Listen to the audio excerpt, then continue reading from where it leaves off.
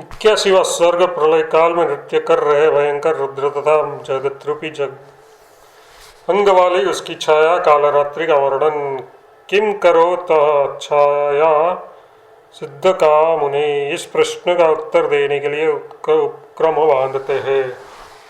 महाराज वशिष्ठ जी ने कहा, हे राघव, इसके बाद मैंने उस आकाश में मत उस रुद्र भगवान को नृत्य करने में प्रवृत्त देखा। उस समय उसका आकार बहुत दूर तक फैला हुआ था। आकाश के सदस्य उन्होंने विशाल आकृति प्राप्त की थी। उनकी अपनी व्यापकता उन्होंने त्याग नहीं किया था। उसका ये वह आकाश महान था। मेघ के सदस्य उसका श्याम वर्ण था। उसने दसों दिशाएं चारों ओर से खूब व्याप्त थी। सूर्य, चंद्र और अग्नि, ये तीनों उनके तीन नेत्र थे। चंचल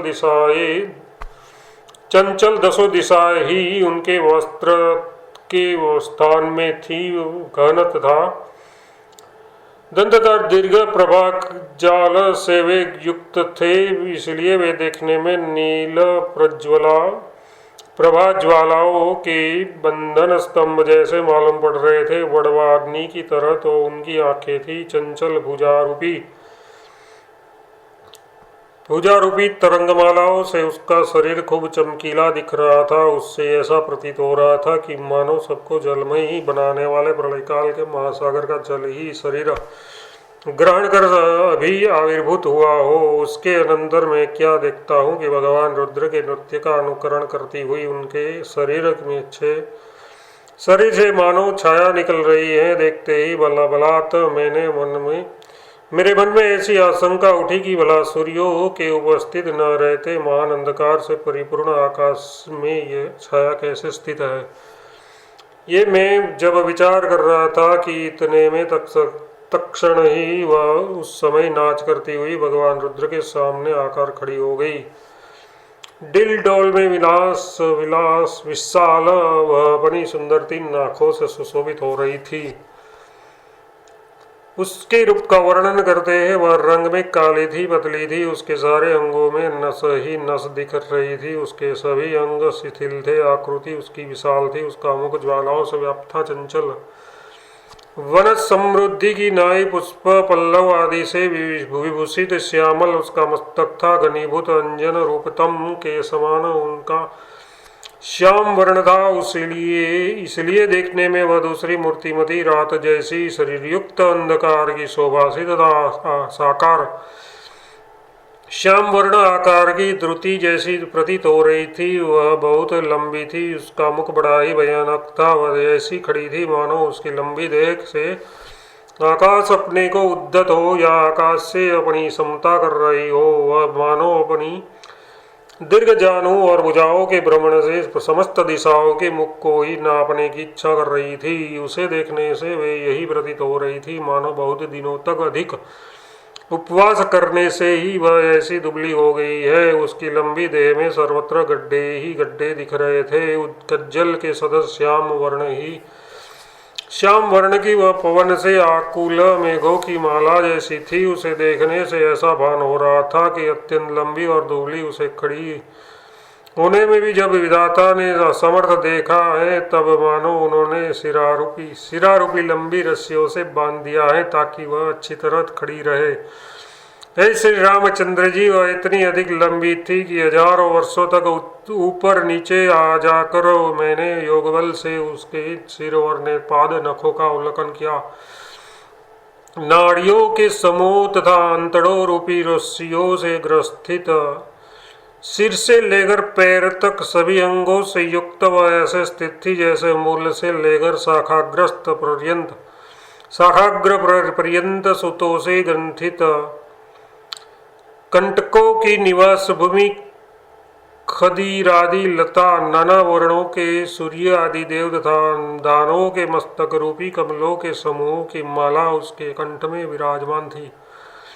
निर्मल आलोकवान पवन से प्रदीप्त अग्नि उसका आंचल था। उसके लंबे दोनों कानों में चंचल नाग झूल रहे थे तथा वो दो काले वर्ण से उसके दोनों स्तन जांघ तक लटक रहे थे। उनका खड्वांग मंडल मयूरों के पिच्छ समूह तथा ब्रह्मा के केशों के मंडलों से चिन्हित चंद्रादि सुराधीशों के ऊंचे ऊंचे मस्तकों से अलंकृत था। चूंकि तदंत रूपी चंद्रमाला से वह विमल थी, इसलिए के विमल दांतों के प्रकाशों के पतन से अभिवृद्ध तथा अंधकार रूपी आकाश सागर के आवर्तों से चंचल ऊर्ध्वर लेखा जैसी स्थित वह प्रतीति हो रही थी। आकाश में उत्पन्न हुए वृक्ष के ऊपर आरूढ़ शुष्क लता जैसी वह ऊंचे आकाश रूपी वृक्ष के ऊपर आरूढ़ थी। वायुओं द्वारा पट शब्दों से विभूषित तथा जंघा तक लंबी चंचल अवयवों वाली व नीचे तक अपने चंचल अवयवों से युक्त तथा वायु द्वारा झटपट शब्दों से अलंकृत शुष्क तुम्बिलता जैसी ही बिल्कुल प्रतीत हो रही थी। महातरंग रूपी लंबी भुजाओं वाली श्यामल तथा उल्लासों से परिपूर्ण नृत्य रूपी आवर्तों से चंचल प्रलय कालीन महासागर की तरंगमाला सी भास रही थी। क्षण में ही कभी तो वह एक भुजा से युक्त आकार वाली हो जाती थी और कभी क्षण में ही अनेक भुजाओं से व्याप्त हो जाती थी तथा कभी क्षण भर में ही अपनी अनंत उग्र भुजाओं से जगतरूपी नृत्य मंडप को ऊपर फेंक कर व्याकुल कर देती थी। क्षण भर में ही तुरंत उसका आकार एक मुख वाला हो जाता था तथा शीघ्र ही उसकी आकृति अनेक मुखों से युक्त बन जाती थी। शीघ्र ही वह अनंत उग्र मुख धारण कर लेती थी तथा क्षण भर में ही बिना मुख वाली भी वह हो जाती थी। वह शीघ्र एक पैर से युक्त हो जाती थी तथा शीघ्र ही उसके सैकड़ों पैर हो जाते थे। क्षण भर में ही देर न हो पाती थी कि इतने में वह अनंत पैरों से सम्मिलित हो जाती थी तथा क्षण में ही वह बिना पैर भी हो जाती थी। वह रूप देख कर मैंने उनकी देह का अनुमान कर लिया कि हो न हो वह वही काल रात्रि है। अन्य सज्जन महानुभावों ने भी उसको ये भगवती काली है यह निर्णय किया है। फिर उसके मुख से लेकर पैर तक के प्रत्येक अंग का वर्णन करना आरंभ करते हैं। श्री रामचंद्र जी उस भगवती की तीन आंखें थी। उनकी उपमा तो तब ठीक मिल सकती है जबकि अर्धतट यंत्र के मस्तक के काठ में प्रसिद्ध 3 गड्ढे ज्वालाओं से परिपूर्ण हो जाए और उसकी ललाट भूमि की उपमा तो वह प्रसिद्ध इंद्रनील पर्वत का प्रस्थ भाग है। जहाँ पर पृथ्वी जल रही हो उसके दोनों जबड़े तो लोकालोक पर्वत के प्रसिद्ध इंद्रनील के उग्र गड्ढे की तरह ही बिल्कुल भयंकर दिख रहे हैं, क्योंकि अधिक गहरा होने से वहाँ तक कुंडलों की क्रांति का प्रकाश बिल्कुल नहीं पहुँच पाता। वात स्कंद रूपी तागों में परोए गए तारागण रूपी मुक्ता कल्पों की माला उसके गले में विराज रही थी। इंद्रनील पर्वत के तुल्य ऊंचे नगर के बाहर के दरवाजे पर पद्मराग आदि की प्रभा से रंजित दरवाजे के उन्नत भीतरी छेद में विश्रांत अर्धमुख कृत्रिम काच शैल की तरह बगनामक भीषण काक से वह भयंकर लगती। नाच रही भुजलता रूपी पुष्पों से युक्त नखों की शुभ्र प्रभारूपी मेघमंडलों से वह आकाश तल में सैकड़ों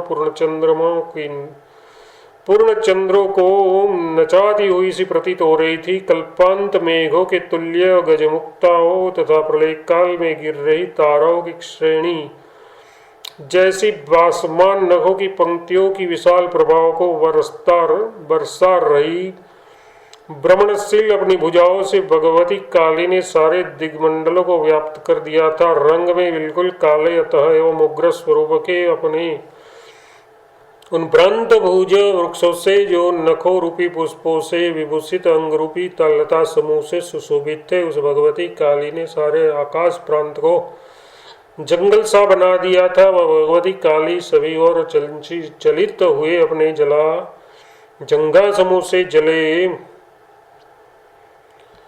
हुए खजूर आदि की महान जंगलों से वलित तथा एकमात्र जले हुए अच्छे अच्छे ताल आदि के वृक्षों से स्थूल बनी हुई पृथ्वी का अनुकरण कर रही थी। अनंत महाकाश में भी पारंगत अपने केशों से वह संचरण संचरणशील अंधकार रूपी हाथी का आकाश में विस्तृत निवास मानो सिद्ध कर रही थी। प्रतिध्वनियों से घनीभूत दिग्मंडल वाले गगन रूपी गांव में उद्घोषित शिल बने उस निश्वास पवन के साथ उसके द्वारा मेरु आदि अनेक पर्वत उड़ा दिए जाते थे। वह भगवती बराबर चलती जा रही थी। उस देखने से ऐसा प्रतीत हो रहा था कि वह एक ऐसे नट के साथ चली जा रही है जो नियत अनुनय वाला है और प्रबल वायु के फुलकार रूपी अव्यक्त शब्द से परिपूर्ण गीत गा रहा है।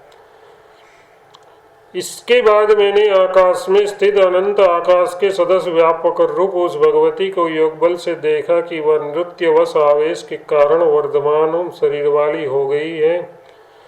इतने में ही मैं क्या देखता हूँ कि एकमात्र विलास पूर्वक नृत्य करना ही जिसका अभिप्रेत अर्थ था, ऐसी उस भगवती काली ने मलय, कैलाश, सह, मंदर, मेरु आदि पर्वतों से एक सुंदर माला बनाकर अपनी देह में धारण कर लिया। अधिक क्या कहा जाए, सारा संसार ही उसके आभूषण आदि सामग्री के रूप में परिणित हो गया। इस आशय से कहते हैं श्री रामचंद्र जी युगांत काल के प्रसिद्ध पुष्करावर्त आदि अभ्रमालिका मेघ समूह उसके वक्षस्थल में इंद्रनील की पट्टिका के रूप में विराजमान थी। तीनों लोकांतर उसके उदर आदि अंग में मणिमयी आदर्श मंडल बन गए थे। हिमालय तथा सुमेरु पर्वत उसके दोनों कान की चांदी और सोने की मुद्रिका बनकर शोभा बढ़ा रहे थे। ब्रह्मांडों की दुम्मर शब्दों से परिपूर्ण माला एक लंबी चटे लच्छेदार करधनी थी। शिखरों, वनों एवं नगरों के गुच्छों को से परिपूर्ण तथा जीर्ण शीर्ण गांव, वन, द्वीप, ग्राम आदि रूप कोमल पल्लवों से भरे सातों कुल पर्वत उसके गले की मालाएं थी। श्री रामचंद्र जी उस भगवती काली के अंगों में नगर, ग्राम, ऋतु, मास, दिन, रात तथा तीनों लोगों की मालाएं विराजमान रही थी। वह सब मैंने देखा। भद्र, यमुना,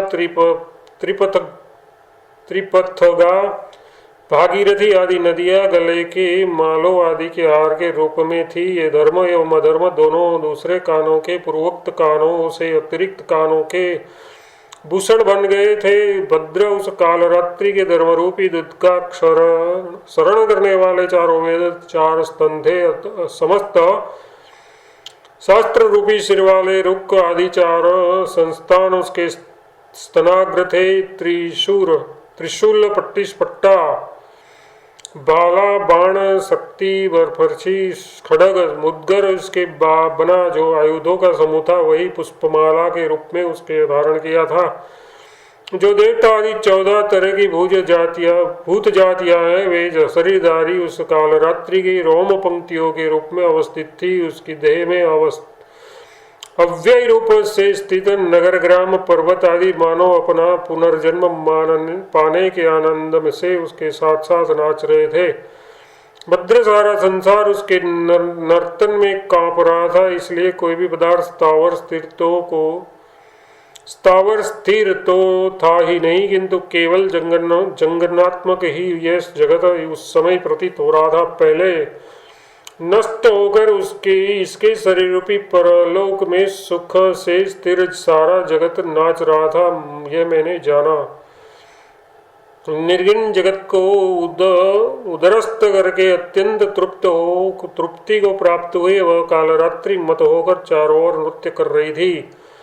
वह जगत रूपी सर्प को जीर्ण बनाने और नचाने के कारण ठीक मयूरी सी मालूम हो रही थी। समस्त जगत विदीर्ण रूप वाले उसके शरीर में दर्पण प्रतिबिंब में स्थित सा मालूम पड़ रहा था और उसका रूप भी पूर्व जगत के सदस्य था। किसी समय वह नृत्य से विरक्त भी हो जाती थी, फिर भी उसके भीतर का जगत तो नृत्य करता ही प्रतीत हो रहा था। ये कहते हैं कभी तो वह नृत्य नहीं भी करती थी, परंतु शैल, पर्वत, अरण्य आदि के साथ वह नाना रूप जगत को जगत जो मरकर फिर आया था नृत्य करता ही रहा। उक्त सुंदर जगत का नृत्य उसी के देह रूपी दर्पण में स्थित था और उस समय मैंने दीर्घकाल तक उसे देखा। वह एकदम अविनाशी होकर स्थित ये था, यानी निरंतर चल रहा था। उसी जगत के नृत्य का वर्णन करते हैं। वह नृत्य क्या था?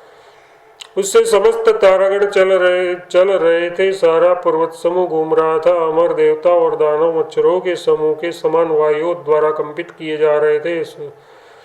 संगम भूमि में छोड़े गए चक्रों के भ्रमण के सदस्य शोभ रहे द्वीपों एवं समुद्रों से सारा आकाश मंडल व्याप्त हो गया था कि हिलों से क्रीड़ा से उत्पन्न भ्रमणों से यानी आवर्त वायु में से मानव पर्वत एवं धारारूपी तृण वर्तुलाकार में जोर से उड़ाए जा रहे थे। उस नर्तन में ऊपर नील मेघ रूपी वस्त्रों का परिचालन होने पर वायु से आकाशमंडल गुहुम ध्वनि से पूर्ण हो गया था और नीचे परस्पर टक्कर खाए हुए काष्ठ अस्थि आदि के संधिभेद से हो रही पट ध्वनि से व्याप्त हो गया था। परस्पर संयोग और विभाग से प्रत्येक क्षण में कभी मिलित एवं कभी विभक्त हुए जगत पदार्थों से युक्त अंगों एवं अंगभूषणों के कारण दर्पण के सदस्य उसकी देह में उसका नृत्य विशाल बाकारों से मानो मूर्तिमान भय जैसे व्याप्त था। उसी जगत के नृत्य का विभागर्ष वर्णन करते हैं।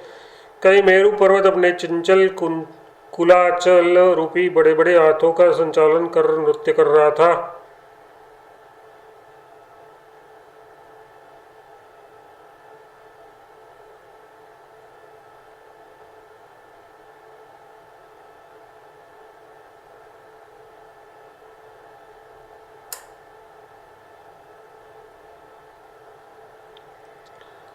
इसके अभ्र रूपी वस्त्रों से युक्त आच्छन्न छोटे छोटे कल्पवृक्ष रूप लोभों का धुआड़ बड़ा ही रमणीय लग रहा था। समुद्र भी अपनी मर्यादा का मुद्रण न छोड़कर नाच रहे थे और वृक्ष पृथ्वी से कभी आकाश में तथा आकाश से कभी पृथ्वी में आते जाते थे।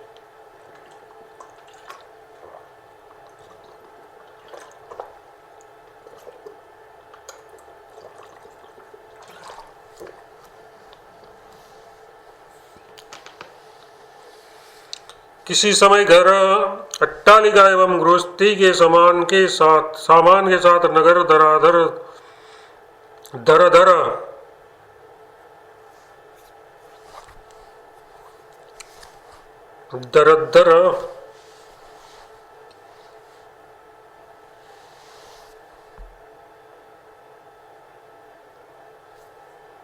ध्वनि करते हुए नीचे की ओर लुढ़कते हुए दिख रहे थे, लेकिन वास्तव में कुछ नीचे की ओर नहीं लुढ़क रहा था। हे श्री रामचंद्र, जब भगवती काल रात्रि चतुर्थापूर्ण नृत्य कर रही थी, तब चंद्र, सूर्य, दिवस और रात उसके नखाग्र भाग की रेखाओं के अंदर विद्यमान आलोक में प्रभा में मिलकर घूमते हुए स्वर्ण सूत्र के सदस्य दीर्घकाल प्रकाशित हो रहे थे। भद्र काल रात्रि ने निहार के तो हार पहने थे, उसके वस्त्र नीले मेघ थे, इसलिए मेघों से बरसाए गए जो जलबिंदु थे वे उसके श्वेत बिंदु की तरह मालूम पड़ते थे। अब सारा जगत उस भगवती का अंग समूह बन गया था।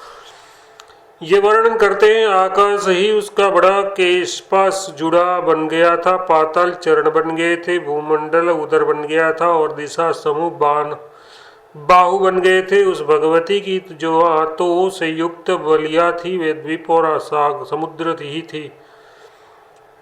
जो पलसिया थी वे सारे पर्वत थे और जो चंचल प्राणों और अपान थे वे सारे आवह आदि पवन स्कंद रूप आकाश महल की शालिकाएं ही थी। जब भगवती कालरात्रि नृत्य कर रही थी तब उसके विशाल शरीर के ऊपर हिमालय, मेरु, सह्याद्री आदि पर्वतों ने झूले के आनंद का अनुभव किया। उड़ रही पर्वत रूपी मंजरियों से युक्त पूर्ववर्णित ब्रह्मांड माला का इधर उधर परिवर्तन करती हुई उस भगवती ने अपनी तांडव लीला से मानो फिर महाप्रलय आरंभ किया। श्री राम जी वे असुर नाग आदि के समूह ही भगवती के रोम थे। इसका शरीर स्पंदन रहित होकर ठहर सकता ही नहीं था, इसलिए चक्र की तरह वह बराबर घूम रहा था। भद्र कर्म फल रूप नाना वैभव कर्मानुष्ठान के कारण अनेक विज्ञान एवं अनुष्ठान यज्ञ, इन 3 सूत्रों का उसने यज्ञोपवीत धारण किया था। आकाश में नाचती हुई वह मेघों की ध्वनियों को लेकर वेद घोष कर रही थी, इसलिए ठीक ब्रह्मचारिणी की तरह प्रतीत हो रही थी। वस्तुतः उस नृत्य में कुछ भी नहीं हिल रहा था, परंतु भूतल और आकाश चक्र के चमक्के से एक दूसरे में प्रतिबिंब होकर एक दूसरे के सदस्य वे दोनों बन जाते थे। इससे कुछ समय इसके लिए भूतल आकाश बन जाता था और आकाश भूतल बन जाता था। ये देखने वालों की एक भ्रांति ही थी। कालरात्रि की श्वास वायुओं को वर्णन करते हैं। उस भगवती के बड़े बड़े नासिका गुहा रूपी घरों से निकलते हुए मेघ के सदस्य घुंघरू शब्द धुंधु शब्द कर रहे, उस उग्र पवन बह रहे थे। वह वायुओं से घोर दूर शब्द हो रहे थे। भद्र सारा आकाश मंडल उस भगवती के चातुर्य पूर्ण पद्धति से संचालित हुए सैकड़ों हाथों के कारण प्रचंड वायुओं द्वारा कंबित पल्लवों से व्याप्त सा हो गया था। उसके अंगों से जनित सब जगत पदार्थों के साथ साथ जो भ्रमण हुए, उससे उत्पन्न श्रम के कारण मेरी धीर दृष्टि ऐसी कुंठित हो गई जैसे युद्ध संग्राम में सेना। उसका देहरूपी दर्पण जब कुछ भ्रमणशील हो गया, तब यंत्रों के सदस्य पर्वत विचलित होने लगे, आकाशचारी देवता गिरने लगे और देवताओं के घर लुढ़कने लगे। उनकी नाभि में इस पृथ्वी की कोमलता के सदस्य उस समय शोभा मालूम हो रही थी, क्योंकि अनेक मेरु पर्वत ठीक पत्तों के सदस्य प्रतीत हो रहे थे। मलयाचल पल्लव से बास रहे थे और इन पर हिमाचल हिमकण सा प्रतीत हो रहा था। उस भगवती की देह में अनेक सह पर्वत पृथ्वी पर पक्षियों के सदस्य, अनेक विंध्याचल आकाश में विद्याधरों के सदस्य तथा वृक्ष और बादल आकाश के अंदर घूम रहे राजंसों के सदस्य बास रहे थे। उसके देहरूपी पर्वत सरोवर में अनेक द्रोणों के सदस्य, समुद्र वलयों के सदस्य और देवताओं के आलय पद्मों के सदस्य बास रहे थे। भगवती का शरीरांग विशद आकाश के सदस्य विशाल था। स्वप्न में उत्पन्न महान अंजन पर्वत के सदस्य था तथा एक पिंड में बने हुए 12 आदित्यों के सदस्य तो उनकी क्रांति थी, विशाल उनकी जंगाएं थी। इस प्रकार के उनके अंग में कहीं पर स्वर्ण पर्वत के ऊपर उगे जंगल में अपना चिरंतर बैर निकले हुए सा विंध्याचल नाच रहा था, तो कहीं गगन रूप आंगन में अपने शत्रु विंध्याचल को न सहने योग्य सह कैलाश, मलय, महेंद्र पर्वत, कौंच पर्वत, मंदर और गोकर्ण पर्वत मानो कौप से नाच रहे थे। इनके पक्षपात से सारी वसुधरी और विद्याधरों की नगर नाच रहे थे। इस तरह उसके शरीर में भी स्थावर जंगम भाव को प्राप्त हो गए थे। श्री राम जी एक और आश्चर्य सुनिए। उनकी देह में पर्वत पर समुद्र नाच रहा था। वह पर्वत ऊंचे आकाश कोटर में नृत्य कर रहा था। वह आकाश भी चंद्र और सूर्यों के साथ पृथ्वी के नीचे चलित होकर कहाँ चला गया, ये जाना नहीं गया। नानाविध पुष्पों से युक्त तथा द्वीप चंचल अचल एवं नगर से समन्वित वनगण सूर्य मंडल में नाच रहा था। यूं चंचल जगत समुद्र में चंचल तृण के समान दीर्घा दिशा चक्र में भ्रमण कर रहा था। भद्र आकाश में पर्वत घूम रहे थे, दिशाओं में समुद्र घूम रहे थे, पूर्व नगर मंडल नदियाँ सरोवर से ये सब अपने आश्रयभूत लोकों से लोकांतर में दर्पण के भीतर जैसे प्रविष्ट होकर झंझावात के द्वारा असंकर्ण तृणों का उड़ान जैसे लोक में विख्यात है, वैसे ही उड़ रहे थे मत्स्य। मत्स्य समुद्र की नाई मरुभूमि में घूम रहे थे। नगर पृथ्वी के सदस्य आकाश में स्थिर दिखाई दे रहे थे। पर्वत आकाश में प्रतीत हो रहे थे।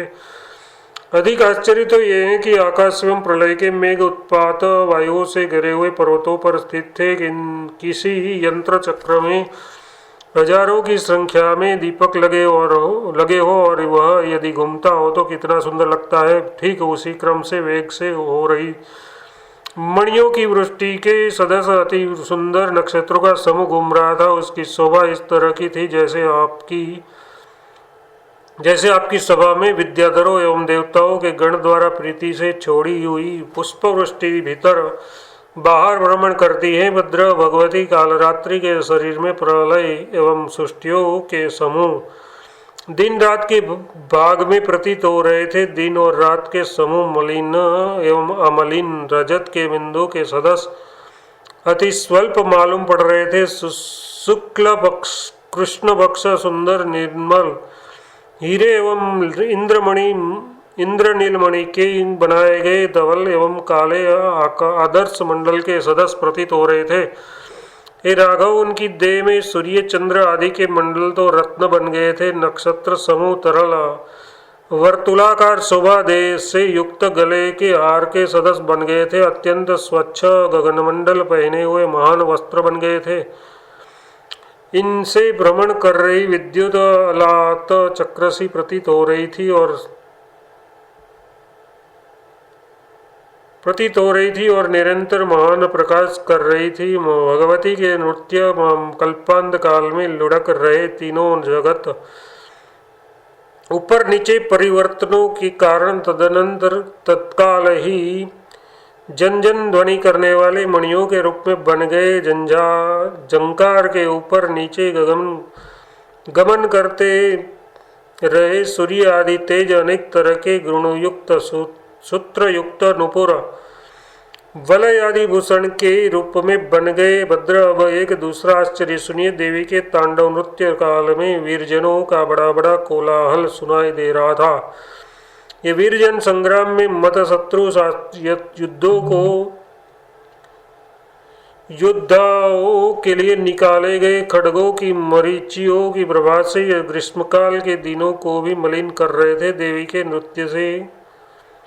नृत्य के ऊपर नीचे होने वाले संचालनों से वे योद्धा लुढ़क रहे थे। फिर उस अधिष्ठान भूत ब्रह्म की स्थिरता के कारण वे स्थिर थे। ये दूसरा आश्चर्य सुनिए। भूत भविष्य अनंत कोटि सृष्टि प्रलय आदि से युक्त इस भगवती कालरात्रि का जब तांडव होता था तब ब्रह्मा इंद्र आदि देवता एवं असुर अपनी अपनी अधिकार प्रवृत्ति से दूसरे बनकर वायु से चालित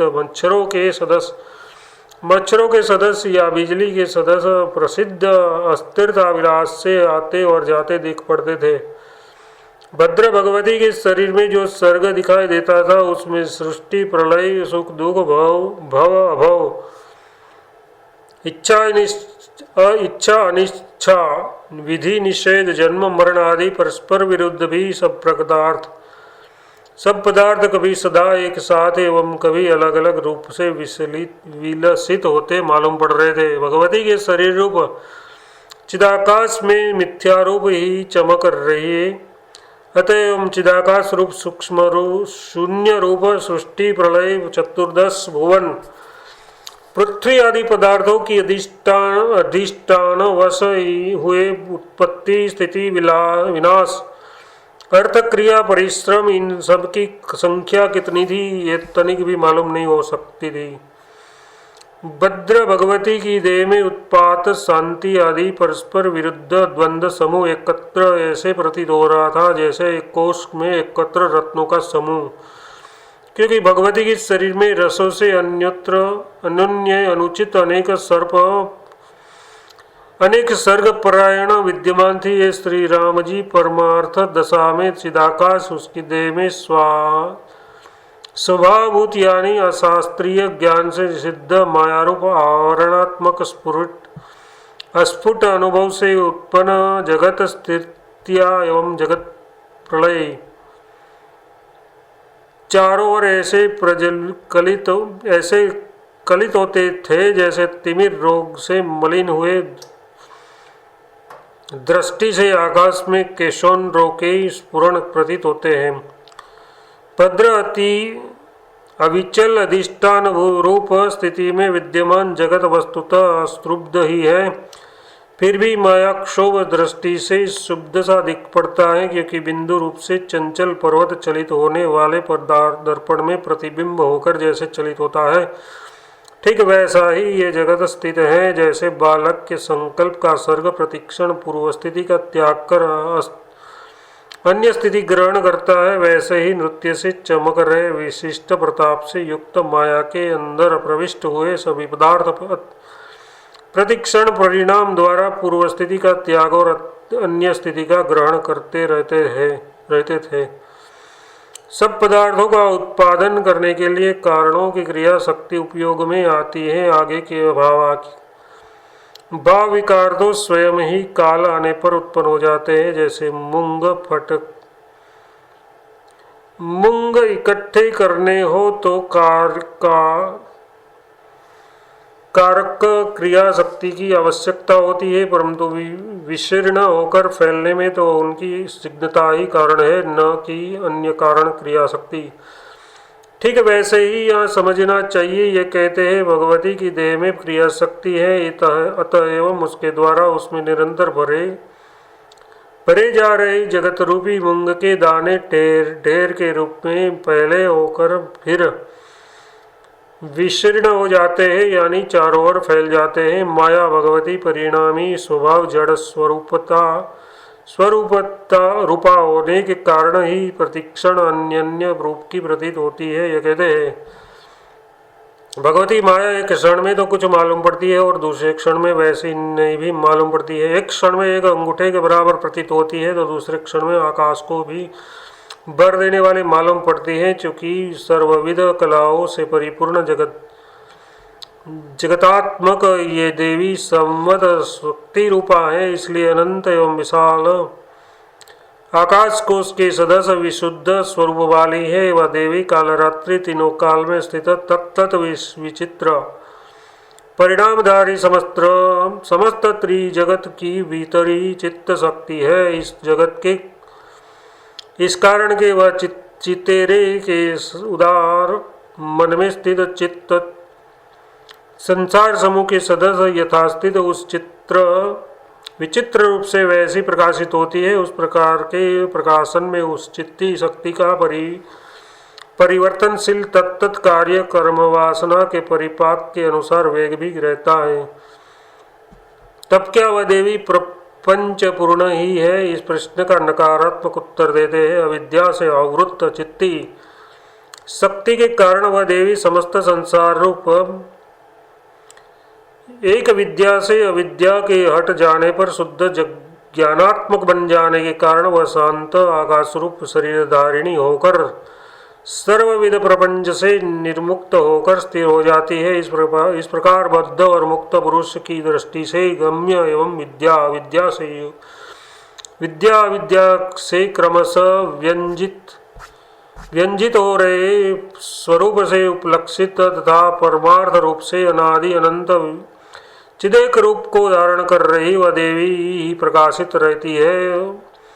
विवर्त एवं परिणाम की दृष्टि से तथा जीवन मुक्त एवं युक्तिवादी आत्माओं की दृष्टि से उस माया में जो जगत का ज्ञान हो जा सकता है, इसमें दो दृष्टांत कहते हैं। भद्र उस देवी के शरीर में विद्यमान उस अनंत स्फटिक शिला रूप कोश में ये दृश्य एक रेखा में रचित कमल चक्रादि सा ही प्रतीत होता है और आकाश मात्र शरीरधारिणी रूप में चिद्रूप के आकार ये दृश्य आकाशात्मक होकर ऐसे भासता है जैसे द्रव स्वरूप समुद्र कोश में उर्मी रेखा प्रतीत हो रही हो। यूं उस कालरात्रि और उसके नृत्य का सातित्व स्वरूप बतलाकर अब उसके नृत्य का उत्प्रज्ञा आदि से वर्णन करते हैं। समस्त आकाश मंडल को पूर्ण कर देने वाले वह महान भैरवी कालरात्रि देवी भैरवा कृति उस कल्पांत रूप के सन्मुख नृत्य कर रही थी। भद्रा में क्या वर्णन करो। कल्पांत काल के महारुद्र के ललाट स्थान का दृढ़ता पूर्वक आश्रय कर रही जो उग्र तृतीय नेत्राग्नि है, उससे दग्ध हुए अतः एवं स्थानों के रूप में बचे हुए अरण्यों से युक्त भूमि वाली कल्पांत वायुओं से कंपित वनमाला के सदस्य वह महादेवी नृत्य कर रही थी। उस देवी के गले में पूर्व वर्णित केवल माला बंधन ही नहीं था, परंतु कुदाल, मुसल, ओखली आदि भी था।